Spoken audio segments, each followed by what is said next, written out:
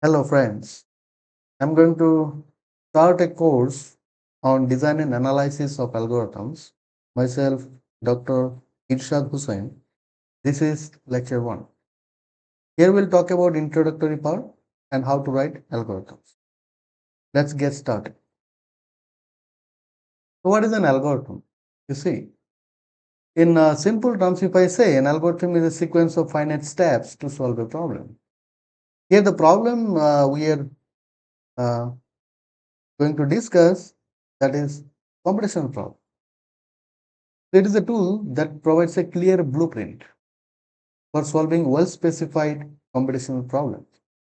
So algorithm is basically finite sequence of steps to solve a computational problem. So what is importance of writing algorithms or importance of problem solving using algorithms? There are many things, so I have considered only two. So one is efficiency, another is scalability. You see, using well-designed algorithms, the running time and space can be optimized. Now, what is running time? In simple term, if I say it is the amount of time an algorithm takes to complete its execution, and space is the amount of memory an algorithm takes to complete its execution. For the time being, just accept this definition. We'll analyze running time and space in detail in the upcoming lectures. Now, scalability. The ability of an algorithm to work efficiently when the input size is large without significantly reducing performance. It is very important to deal with large data sets. Now, characteristic features of an algorithm. If you write an algorithm, let's say you have written an algorithm A to solve a problem P. Let's say I am going to solve a computational problem P, and to solve this problem, you have written an algorithm A. Now, what are the characteristic features of your algorithm? Okay, this is the algorithm that you have written. First thing, input and output. Zero or more inputs and at least one output must be there in your algorithm. So here, zero or more inputs, you can think about a function taking uh, arguments. Okay, if there is no argument passed to the function, you can think about zeroing, right?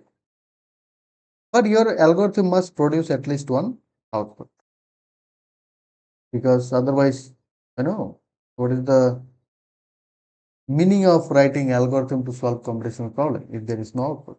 You must have at least one output. Definite. Each instruction in your algorithm must be very clear, lucid, and unambiguous. There should not be any statement or any instruction present in your algorithm, you know, those are unambiguous. No, it should not be there. Always unambiguous and clear, instruction must be there in your algorithm. This is called definiteness. Ambiguity meaning, the meaning is that if there is more than one meaning, that is called ambiguity. Okay, so there will be confusion. So you should not write. So finiteness, your algorithm must terminate after a finite number of steps. Yes, you should not write any infinite loop in your algorithm. If you write, it will run forever. Okay, so it must terminate to produce output. Okay, so there must be finite number of steps. Okay, your algorithm must terminate. That is finiteness. Effectiveness. Only you will write basic operations that can be carried out within finite time. Only basic operations, right?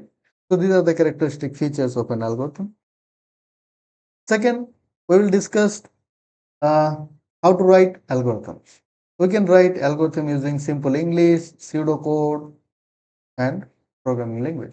Now, if we write an algorithm using simple English, it is considered to be the less preferred style. Because you see, our goal is what? After preparing the blueprint, let's say you have written the algorithm, means what? You have the blueprint with you. Now you want to talk to the machine to do the work for you. So what you will do? You will convert this algorithm into any program using any programming language. Okay. So that is our goal. But while analyzing, if we express in simple English, this conversion the process into actual programming language, to convert into actual programming language, then there will be much effort needed. Let's say, for example, linear search. I'm going to take an example of linear search and discuss how to write algorithms. Okay, what is the preferred style? Let's say, for example, 5, 2, 3, 1. Okay, so these are the indices 1, 2, 3, 4. Let's say I'm starting the index from 1. So here, let's say I want to search a key. Okay, that is, let's say, 3. Okay, so let's say I'm saying that find x equal to 3. So x is the key that I'm searching. Okay. Now, if I write in simple English, I can write in 4 steps: compare x with the first element in A. If found, return the index of the element. Otherwise, go to the next element in A. Repeat step 2 until x is found, or compare with the last element of the array. Step 4, if the last element in A does not match, then return -1. Means what? The element that you are searching in the array, that is not there. But you see, to convert this thing into actual programming language will be, will take, much effort, right? Why? Because you see, each and every line you need to read, and then you need to think how to write in terms of programming language. So if we actually if our intention is to convert into any programming language later to talk to the machine, so why don't we write using programming language? Yes, we can write, but while design and analyze in the analysis and design phase, do you think that we need to consider the proper syntax? No, I don't think so. We need proper syntax when we are talking to the machine, when we are going to write the program. But while analysis and design, we should not care about the syntax. Now, when you do not care about the syntax, but you present the things very clearly, that is called pseudocode.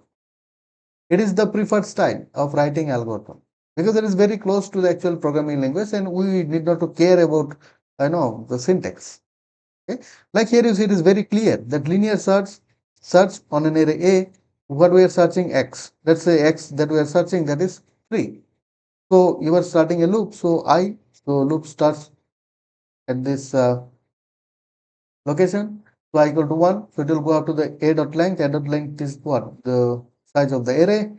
So size of the array is, here is what? How many elements are there? 4 elements. Okay. So I will start from here. If ai equal to x. Here you see. So here I have to write equal to if I am going to care about the syntax. But here I have written equal because I understand that thing. Okay, if that is compared with x.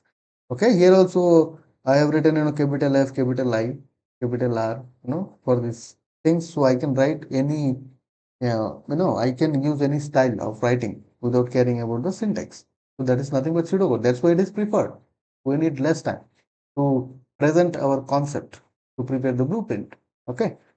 So we'll compare A1, that is 5 equal to 3. No, it is not 3. So we will increment our loop variable. I will go there and see, okay, no, it is not 3. Again, it will go to the next. Okay, it is 3. Then it will return the index. Now, here, let's say, for example, I am searching for 30. That is not there. So in that case, it will return -1, means it is not there. You see, using programming language, if I write to express the same thing, I will write this many things. Like then I need to care about the syntax. Okay, so this is this pseudocode is preferred style of writing algorithms. You can also express algorithm using flowchart also. Okay, so now we are going to talk about analysis of algorithm. It is theoretical study of algorithms performance, usually in terms of running time and space. There are two types of analysis: priori and posteriori. Priori analysis done on algorithm.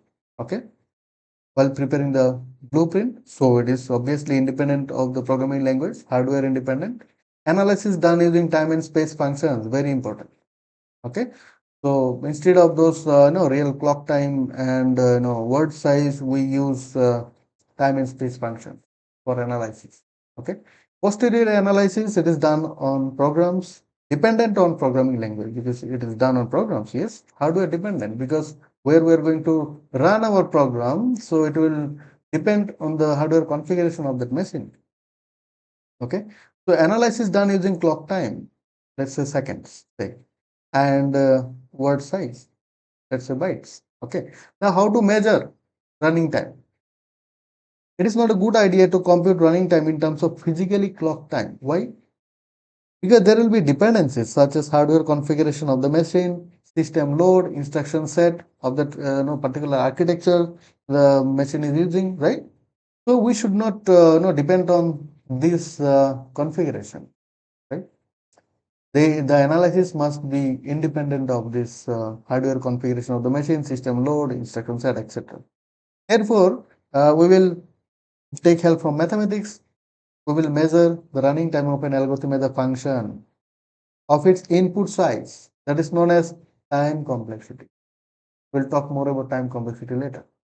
It is time complexity is measured in terms of frequency count. What is frequency count? It is a count denoting the number of steps or times of statement execution. How many times or how many steps does the statement need to complete its execution? Similarly, we will measure space complexity, that is the amount of space taken in computational memory by an algorithm to run to its completion as a function of its input size, known as space complexity. So rather than going with the physically clock time or expressing in terms of word size, in case of space complexity, we will go with the function of its input size. Okay, so uh, this is all about the basics required to understand analysis of algorithms. We will talk about running time and space and how to find time complexity and space complexity and what is the rate of growth and all in the next lecture. Thank you.